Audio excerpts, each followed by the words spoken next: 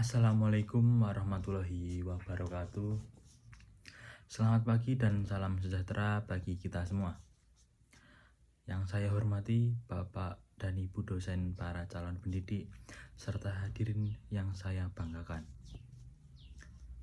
Marilah kita panjatkan puji syukur kehadirat Tuhan Yang Maha Esa, karena atas rahmat-Nya kita dapat berkumpul dalam keadaan sehat walafiat dan kita bisa kumpul di suasana yang sangat membahagiakan ini.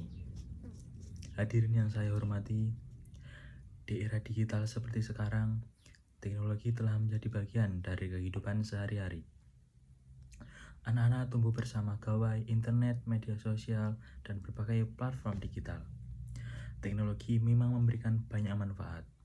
Anak dapat belajar melalui video edukasi, mencari informasi dengan mudah, bahkan mengembangkan kreativitasnya.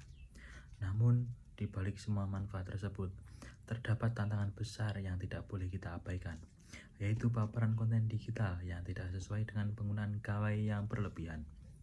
Sebagai calon pendidik dan juga sebagai orang tua di masa depan, kita memiliki tanggung jawab besar untuk memastikan bahwa teknologi menjadi sarana belajar, bukan justru menjadi penghambat perkembangan anak. Hadirin yang bahagia, berbagai penelitian menunjukkan bahwa terlalu lama menghabiskan waktu di depan layar dapat mempengaruhi kemampuan konsentrasi, daya ingat, serta kemampuan berpikir anak. Anak menjadi lebih mudah terdistraksi, sulit fokus saat belajar, dan cenderung ingin mendapatkan hiburan secara instan. Akibatnya, mereka menjadi kurang sabar dalam membaca, mengerjakan tugas, maupun menyelesaikan masalah yang membutuhkan pemikiran mendalam. Lebih mengkhawatirkan lagi, banyak anak yang tanpa sengaja mengakses konten yang tidak sesuai dengan usia mereka. Konten yang mengandung kekerasan, ujaran kebencian, perilaku tidak sopan, hingga informasi yang belum tentu benar dapat mempengaruhi cara berpikir dan perilaku mereka. Jika kondisi ini terus dibiarkan, bukan tidak mungkin kita akan kehilangan generasi yang cerdas secara akademik, tetapi lemah dalam kemampuan berpikir kritis, sulit berkonsentrasi, dan kurang memiliki karakter yang baik. Oleh karena itu, pengawasan terhadap konten digital bukanlah untuk pembatasan kebebasan anak, melainkan bentuk kasih sayang dan tanggung jawab kita untuk melindungi masa depan mereka. Hadirin yang saya hormati, lalu apa yang dapat kita lakukan? Pertama, orang tua dan pendidik harus mengenal aplikasi serta platform digital yang digunakan oleh anak-anak mereka.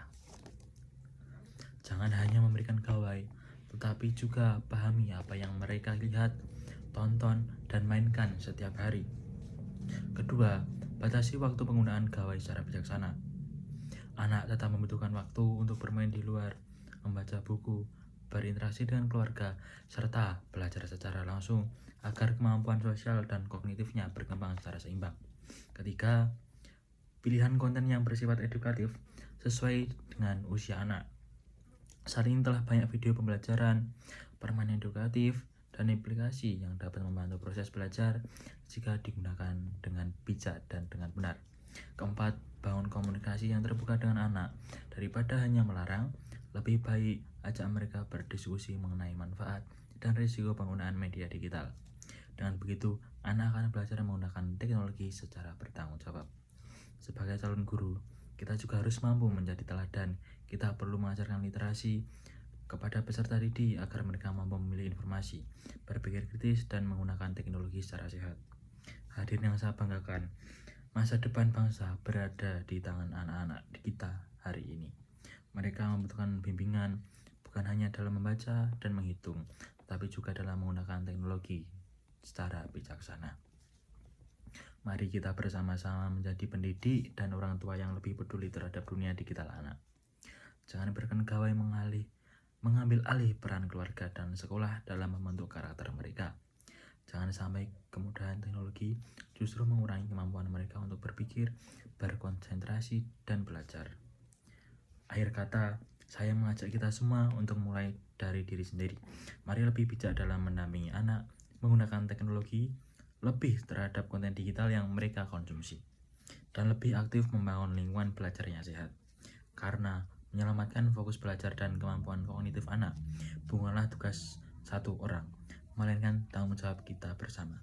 Terima kasih atas waktu dan kesempatan serta perhatian dari saudara. Saya akhiri. Wassalamualaikum warahmatullahi wabarakatuh.